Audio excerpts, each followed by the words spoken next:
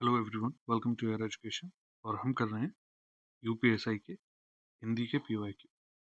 जो सवाल पहले यूपीएसआई की परीक्षा में पूछे गए थे हिंदी के, उन सवालों को हम कर रहे हैं। और ये 7 क्लासेस हम इसमें कर चुके हैं। ये है हमारी 8वीं क्लास। चलिए शुरू करते हैं।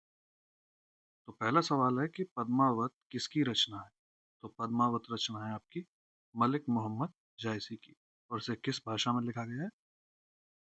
इसे लिखा गया है अवधी भाषा में। ये ठेठ अवधि में लिखी हुई है। ठीक। और पद्मावत से आइडिया लग रहा होगा कि ये किसकी स्टोरी के ऊपर है। ये रानी पद्मावती और राजा रतन सेन की कहानी के ऊपर है। दूसरा सवाल है निर्गुण शब्द में कौन सी संधि है। तो निर्गुण शब्द में देखो निर्गुण बना है निह और गुण से मिलकर। तो इसमें क्या है? इसमें विसर्ग संधि है। देखो एक रूल होता है विसर्ग संधि का कि अगर विसर्ग से पहले अ और आ को छोड़कर कोई भी स्वर हो, ठीक है, कोई भी स्वर प्लस उसके बाद विसर्ग आ गया, उसके बाद जिससे संधि हो रही है वो किसी भी वर्ग का तीसरा, चौथा और पांचवा, किसी भी वर्ग का मतलब जैसे क वर्ग होता है तो क ख ग घ और ङ प, ये आपका हो गया। तो इसमें तीसरा, चौथा, पांचवा, ऐसे ही जो बाकी 5 वर्ग हैं, ठीक है, उनके तीसरा, चौथा, पांचवा वर्ड हो, या फिर आपके अंतस्थ हो। अंतस्थ कौन से होते हैं? य, र, ल, व हो, ठीक है, या फिर आपका ह हो। तो उस स्थिति में क्या होता है? विसर्ग आपका र यानी कि आधे र में परिवर्तित हो जाता है। तो ने प्लस आधा र और गुण, तो ये क्या बन जाएगा? निर्गुण। समझ में आ गया? तो ये व्यंजन सॉरी विसर्ग संधि होती है। तो आगे भी ये ऐसे ही चलेगा, तो इसको याद रखना थोड़ा। तीसरा सवाल है असीम। असीम क्या है? कि असीम शब्द का विलोम पूछा है। तो देखो सीम में अप्रत्यय जोड़कर बनाया गया है असीम। और असीम यह निषेध का बोध कराता है, ठीक है। और ससीम, स जोड़ दिया जाए, स सी म, तो वो होने का मतलब यहाँ पे कोई सीमा नहीं, यहाँ है। तो अगर जैसे अनंत की बात करें तो ये तो इसका पर्यायवाची हो जाएगा। तो इसका उत्तर सही होगा विलोम ससीम, सीमाओं के साथ। चौथा सवाल निराधार। निराधार शब्द का विलोम कौन सा होगा? अब देखो जैसे यहाँ पे अनिषेध का बोध कराता है ना, ऐसे ही निर का इस्तेमाल भी निषेध के लिए ही किया जाता है। जैसे आकार हो और उसमें अगर हम निर जोड़ देते हैं तो निराकार का मतलब हो जाता है, ये हो जाता है ना निराकार, तो जिसका आकार ना हो। तो निराधार का भी ऐसे ही अगर स जोड़ दिया जाएगा तो साधार हो जाएगा इसका विलोम। ऐसे कई सारे होते हैं। एग्जाम्पल के तौर पे आप इसमें देख सकते हैं। एक सेकंड। एक तो होता है आपका जैसे नाथ है, इसमें अ जोड़ दिया तो अनाथ, और स जोड़ दिया तो इसका विलोम सनाथ। ऐसे ही अचर है, उसका सचर। अदेय है, उसका सदेय। ठीक है। तो अ और स का उल्टा चलता है। अगला सवाल देखते हैं। अगला सवाल है पांचवा, स्वागत शब्द में कौन सी संधि है? तो स्वागत की संधि है सो प्लस आगत, ठीक है। तो सो आगत। अब यण संधि में क्या होता है? ये यण संधि है इसमें। तो यण संधि में क्या होता है कि ई, उ और री, इनके साथ जब किसी किसी भी स्वर की संधि होती है, ये स्वर संधि का एक प्रकार होता है, ये तो आपको पता ही होगा। स्वर संधि का प्रकार होता है एक यण संधि। तो कोई भी स्वर आता है इनके खुद के अलावा, तो ए बदल जाएगा आपका य में, ओ बदल जाएगा व में, आधा आधा है, और री आपका बदल जाता है रा में। तो सो अगर है तो ओ इसका ये ऐसे बनेगा ना, स प्लस ओ प्लस आगत, ठीक है। तो ओ आपका बदल जाएगा व में, तो आधा स प्लस आधा व प्लस आगत। अब आधा सा आप ऐसे लिखते हैं, व में आ की मात्रा जोड़ देंगे तो वाह हो गया, और गत आपका पूरा हो गया। तो स्वागत आपका यण संधि का एक उदाहरण है। और यण संधि कैसे होती है? ए, उ और री, इनके साथ किसी भी स्वर को जोड़ा जाता है, इनको खुद को छोड़कर, तो ये य में, व में और र में क्रमशः परिवर्तित हो जाते हैं। अगला सवाल देख लेते हैं। छठा सवाल कहता है कि वीर शब्द की भाववाचक संज्ञा कौन सी होगी? तो इसमें वीर में ता जोड़ दीजिए, त्व जोड़ दीजिए, तो इनकी भाववाचक संज्ञा बन गई। तो इसमें वीरता भी होगी, वीरत्व भी होगा। तो ए और बी नहीं, ये तो ए और ई दोनों होंगे। अगला सवाल है सातवां, हरडे बाणी किसकी रचना है? तो ये रचना है दादू दयाल। इसमें इनकी वाणियों का एक संग्रह है। ये भक्ति काल के भक्ति काल के ये जो निर्गुण संत काव्य धारा है उसके कवि हैं। तो इनकी जो रचनाएं हैं उनको इनके जो शिष्य थे संत दास प्लस जगन्नाथ दास, इन्होंने एक तरह से संकलित टाइप कराया और हरडेबन के रूप में उसे लेकर आए। बाद में एक संत इनके शिष्य और थे रज्जाब, इन्होंने इसी चीज को अंगवधु के रूप में लाया गया। तो दोनों में क्या है, इन्हीं की वाणियां संकलित हैं। आठवां सवाल है कि शेखर एक जीवनी किसका प्रथम उपन्यास माना जाता है? तो शेखर एक जीवनी ये अज्ञेय का प्रथम उपन्यास माना जाता है, और इनका पूरा नाम है सच्चिदानंद हीरानंद वात्स्यायन अज्ञेय। और ये जो उपन्यास है, ये जीवनी इसमें बेशक है, लेकिन ये बेसिकली एक उपन्यास है। तो कभी ये इसकी विधा पूछ ली जाए तो ये उपन्यास है, ठीक है, जीवनी नहीं टिक करना है। और इनकी इसके अलावा रचनाएं नदी के द्वीप है, इसके अलावा अपने अपने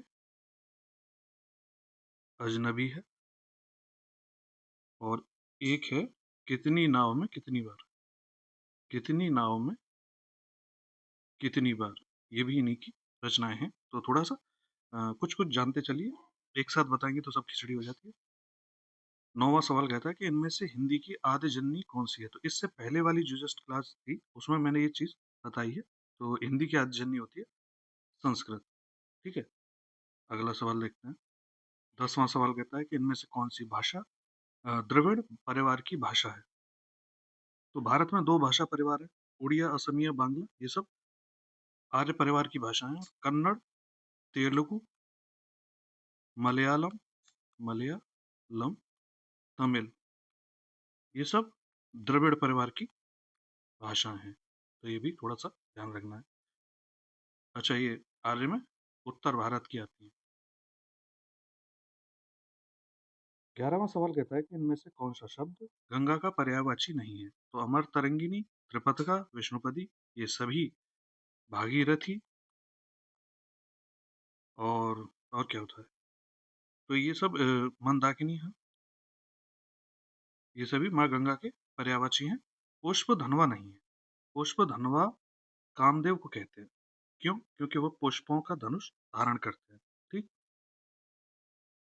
अगला सवाल 12वां कहता है कि जिसे जीता न जा सके वाक्य के लिए एक शब्द कौन सा होगा? अब ये बड़े सरल सरल भी क्वेश्चन आते हैं। अजय, ऐसा नहीं है कि सारे टफ ही क्वेश्चन आते हैं। तो अजय जिसे जीता न जा सके, इनमें से कौन सा शब्द शुद्ध है? तो शुद्ध शब्द होता है घनिष्ठ। ये जो होता है ये इष्ट होता है, और इसी से बहुत सारे शब्द मिलकर बने हैं। घनिष्ठ, वरिष्ठ, तो इन सब में बाद में इष्ठ आता है, ट नहीं होता है। वरिष्ठ हो गया, और एक होता है स्वादिष्ठ, ठीक। तो इनका थोड़ा सा ध्यान रखना है। तो घनिष्ठ इसका सही शब्द है, मतलब शुद्ध शब्द। 14वां सवाल है, मेरी तेरी उसकी बात उपन्यास के रचनाकार कौन है? तो इसके उपन्यास के रचनाकार है यशपाल। और ये 1942 का जो भारत छोड़ो आंदोलन है इसकी पृष्ठभूमि, इस उपन्यास की पृष्ठभूमि 1942 का भारत छोड़ो आंदोलन है। ठीक है, तो थोड़ा सा ये याद रहेगा, मेरी तेरी उसकी बात यशपाल के द्वारा लिखित है और 1942 के जो भारत छोड़ो आंदोलन के बारे में है। अगला सवाल देखते हैं। 15वां सवाल है कि आम के पत्ते किसकी रचना है जिसके रचनाकार को व्यास सम्मान भी मिले। तो ये रचना है रामदास मिश्र की और इसके लिए इन्हें 2011 में व्यास सम्मान से सम्मानित भी किया गया। इनकी एक और कृति है जिसे 2021 में सरस्वती सम्मान मिला। उस कृति का नाम आप बताइए कमेंट। ठीक है, अगला सवाल देखते हैं। 16वां सवाल है कि अक्ल का दुश्मन होना मुहावरे का अर्थ क्या है। तो अक्ल का दुश्मन महामूर्ख। ठीक, बढ़ते हैं अगले सवाल की तरफ। 17वां सवाल, कौन सा वर्ण उच्चारण की दृष्टि से दंत नहीं है। तो देखो, त वर्ग दंत होता है। त वर्ग मतलब त, थ, द, ध, न। ठीक है, तो त हो गया है, न है, द है, ट नहीं है। तो इसका सही उत्तर ट हो जाएगा। ट कैसा है, मूर्धन्य है, मतलब इसका उच्चारण स्थान मूर्धा है। ये क्वेश्चन शायद आगे है इसमें। आगे बढ़ते हैं। 18वां सवाल। 18वां सवाल कहता है हिंदी भाषा के मानकीकरण का सचेष्ट प्रयास किस पत्रिका में किया गया है। तो ये किया गया हिंदी प्रदीप में और इसके संपादक थे बालकृष्ण भट्ट। ठीक, आगे बढ़ते हैं। क वर्ग में किस प्रकार के व्यंजन हैं। तो मैंने अभी बताया मूर्धन्य है इसमें। तालव्य कौन से हैं, देखो, एक कंठ कौन से, क वर्ग, दंत कौन से, त वर्ग, तालव्य कौन से, ये आप बताइए। ठीक है, जो जिनका उच्चारण स्थान तालु होता है वो तालव्य होते हैं। इनमें से तालव्य छोड़ देते हैं, ओष्ठ वाला भी बता देते हैं। ओष्ठ का होता है प वर्ग। तो एक ही बचा, वैसे आइडिया लग गया होगा, हिंट मिल गई होगी। इनमें से अर्धसम मात्रिक जाति का छंद कौन सा है। तो इनमें से अर्धसम मात्रिक जाति का छंद होता है दोहा। और दोहा के विषम चरण में और सम चरण में, विषम चरण में कितनी मात्राएं होती हैं। तो दोहा के विषम चरण में होती हैं आपकी 13 मात्राएं और सम चरण में होती हैं 11। और सोरठा में क्या होता है, इसका जस्ट अपोजिट होता है। अपोजिट का मतलब कि इसके विषम चरण में होंगी 11 और सम चरण में होंगी 13 मात्रा। तो ये मात्रा में कभी कभी पूछ लेता है, तो ये थोड़ा ध्यान रखना है। अगला सवाल 21वां कहता है कि स्थावर का विलोम कौन सा होगा। तो स्थावर कहते हैं जो एक जगह स्थित हो और जंगम होता है इसका अपोजिट, इसका विलोम होता है जंगम। 22वां, पक्षी का पर्यायवाची कौन सा होगा। पक्षी का पर्यायवाची होता है विहंग, ठीक है, नभचर, पखेरु और खग और द्विज भी होता है। द्विज इसलिए कहते हैं ये अंडे, जो अंडे से उत्पन्न होता हो। द्विज का मतलब है दो बार जिसका जन्म हुआ हो, एक तो अंडे के रूप में, फिर अंडे से निकला, तो पहली बार या दूसरी बार। ठीक है, तो इसलिए द्विज भी कहा जाता है। शार्दूल भी कई बार पूछा जाता है, शार्दूल सिंह का होता है। 23वां सवाल, पुत्री का पर्यायवाची कौन सा होगा। तो पुत्री का पर्यायवाची होता है आत्मज, मतलब जो स्वयं की आत्मा से, मतलब स्वयं से उत्पन्न हो। तो उसके लिए आत्मज का भी इस्तेमाल होता है। आत्मज पुत्र के लिए इस्तेमाल होता है और आत्मजा पुत्री के लिए। इसी तरह तनय पुत्र के लिए और तनया पुत्री के लिए। सुत पुत्र के लिए, जैसे पवन सुत है ना, पवन पुत्र हनुमान जी के लिए। और सुता पुत्री के लिए, जैसे जनक सुता, मतलब जनक जी की पुत्री माता जानकी। ठीक है, और दुहिता भी पुत्री का ही पर्यायवाची होता है, नंदिनी भी होता है। अब ये देखो भानु जा लिखा है, तो भानु की जो पुत्री है, ये मैंने बता दिया भानु की पुत्री। ये आप कमेंट में बताओ कि ये किसका पर्यायवाची होता है।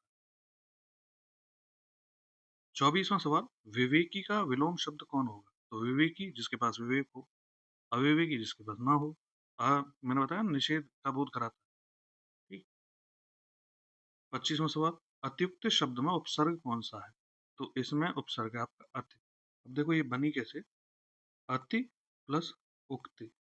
उक्ति का मतलब होता है कथन, ठीक है, कथन। और अति का मतलब वही बड़ा चढ़ा के या ज्यादा।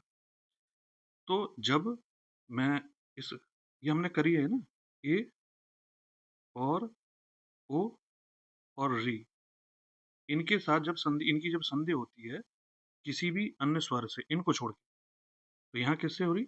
ओ, मतलब खुद के आपस में छोड़ के। तो ए क्या बन जाता है? या।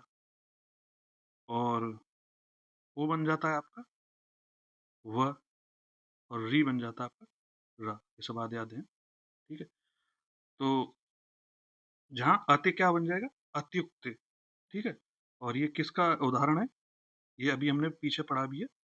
तो ये यण संधि का उदाहरण है। तो यण संधि का यहाँ लिख देता हूँ मैं। यण संधि का एक उदाहरण है अति, छोड़ो, जैसे अ प्लस त आधा, और जो ए है आपकी, ये बन गई आपकी य आधा, ठीक है। फिर उसके बाद उक्ति। तो अ आधा त, य इस उ के साथ मिलके पूरा हो जाएगा ये अत्युक्ति। इस तरह अत्युक्ति बना आपका, ठीक है। और ये यण संधि हुई।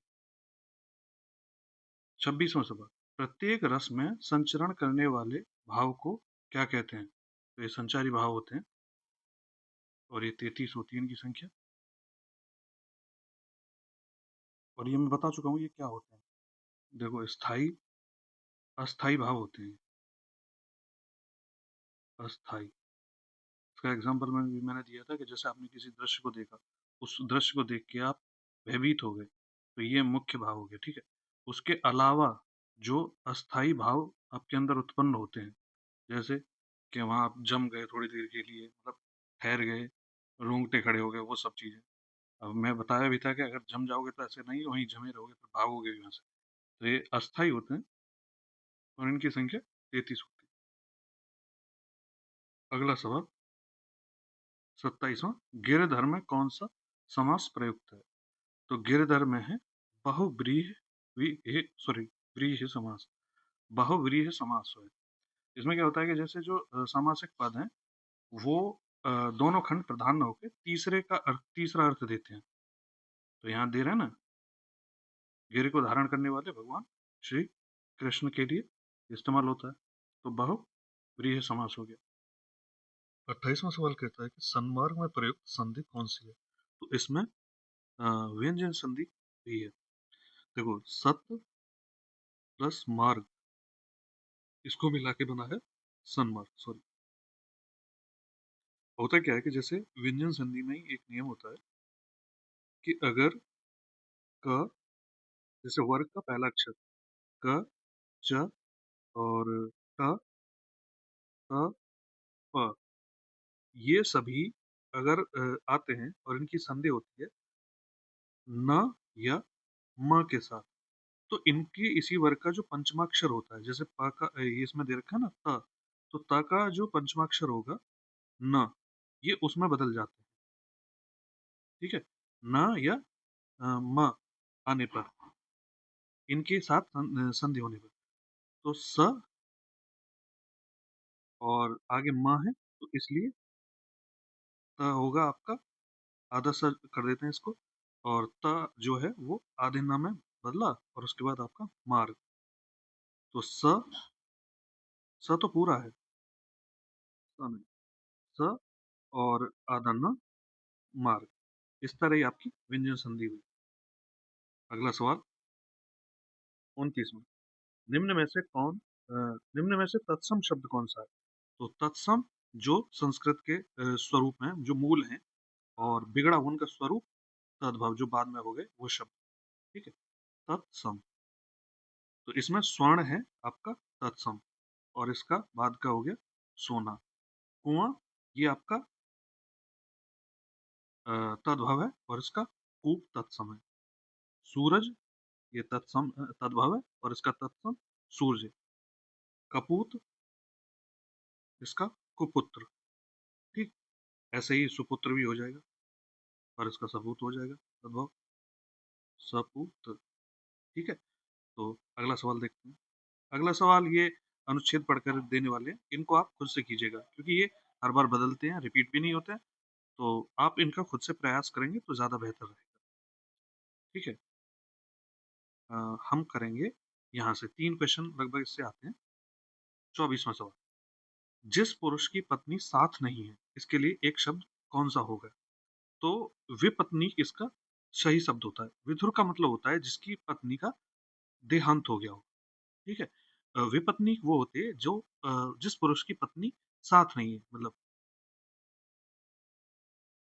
आगे बढ़ते हैं। अगला है पलंग, इसका तत्सम कौन सा होगा? तो पलंग का होता है पर्यंक। ठीक है, ये भी याद रखना है, बाकी सब इसके गलत है। ऐसे ही अगर बात की जाए तो हस्त का होता है हाथ, मतलब हस्त आपका तत्सम है, तद्भव हाथ है। और एक जैसे कार्य है काज, काज तत्सम तद्भव है और ये तत्सम है। अगला सवाल 36वां सवाल कहता है कि जहां बिना कारण के कार्य का होना पाया जाए वहां कौन सा अलंकार होगा? तो वहां पे होता है विभावना अलंकार। विभावना अलंकार मतलब इसका एक उदाहरण भी है, बिनु पग चले सुनय बिनु कान्हा, सुनय बिनु कान्हा। ये पूछ लिया जाता है कई बार, तो ये थोड़ा याद रख लो। कर बिनु कर्म करे विदे नाना। ठीक है, तो जहाँ पे बिना कारण के कार्य का होना पाया जाए वहां पे विभावना अलंकार होगा, जैसे बिना पैर के चलना है यहाँ। ठीक है, तो इस तरह के उदाहरण से आप समझ सकते हैं। अगला सवाल 37वां, काली घटा का घमंड घटा पत्नी में कौन सा अलंकार है? तो देखो घटा घटा 2 बार आया है और एक जगह इसका अर्थ है घटा का मतलब जैसे बादल, और घटा का मतलब है कम होना यहाँ पे। तो एक ही शब्द की जब 2 बार, मतलब एक ही शब्द की जब पुनरावृत्ति होती है, एक से ज्यादा बार आता है, 2 बार शब्द आ गया और यहाँ कुछ अर्थ निकल रहा हो और यहाँ कुछ अर्थ निकल रहा हो, मतलब 2 अलग अलग अर्थों में हो, तो वहां पे होता है कौन सा अलंकार? यमक अलंकार। ठीक है, तो ये भी आपको याद रखना है। 38वां सवाल, देवर शब्द का तत्सम रूप कौन सा है? तो देवर शब्द का तत्सम रूप होता है द्विवर, द्विवर, और इसका तद्भवी हो गया फिर बाद में देवर। ठीक, अगला सवाल देखते हैं। 39वां सवाल, इनमें से कौन सा शब्द मछली का पर्यायवाची नहीं?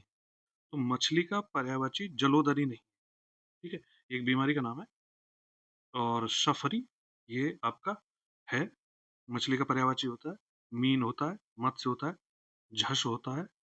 ठीक है, ये सब मछली के पर्यायवाची हैं। अगला सवाल 40वां, काला घोड़ा तेज दौड़ता है, इसमें क्रिया विशेषण कौन सा है? तो वो शब्द जो क्रिया की विशेषता बताते हैं उन्हें क्रिया विशेषण कहते हैं। तो इसमें कौन सा होगा? क्रिया है दौड़ता, तेज है आपका क्रिया विशेषण। कैसे दौड़ रहा है ना, तो तेज दौड़ रहा है। अगर यहाँ पे बहुत तेज हो जाता बहुत, तो बहुत क्या होता? प्रविशेषण। ठीक है, तो ये थोड़ी सी चीजें हैं जो आपको पता होनी चाहिए। अगला सवाल 40, अच्छा ठीक है, कोई उससे क्या फर्क पड़ता है, ये 40 ही सवाल है टोटल। इनमें से सही शब्द का चयन करें। तो ये क्वेश्चन मैं करा भी चुका हूँ। उज्ज्वल, ये उत और ज्वल से मिलकर बना है। जब त और द के बाद ये व्यंजन संधि होती है, इनके बाद अगर ज आता है, च आता है, ड आता है, ल आता है, तो ये उसी में, उसी शब्द में बदल जाता है त और द। तो उत के बाद आया ज, तो ये आपका त, ये वाला त आधे ज में बदला, फिर आधे जा आया क्योंकि ये तो ज्वल है पूरा। ठीक है, तो उज्ज्वल ऐसे लिखा जाता है। बाकी इसमें अननेसेसरी आप यहाँ पे कोई अ की मात्रा नहीं लगाएंगे। ठीक है, तो उज्ज्वल ये ऐसे लिखा जाता है। तो ये थी आपकी क्लास। बाकी अगर आप लोगों को अच्छी लगी हो तो प्लीज़ लाइक कीजिएगा, कमेंट कीजिएगा, सब्सक्राइब कीजिएगा चैनल को। और अगर कोई ऐसा सुझाव है जिससे इस क्लास को बेहतर किया जाए, तो वो भी आप कमेंट कीजिएगा। मैं पूरी कोशिश करूँगा। ठीक है? Thank you for watching.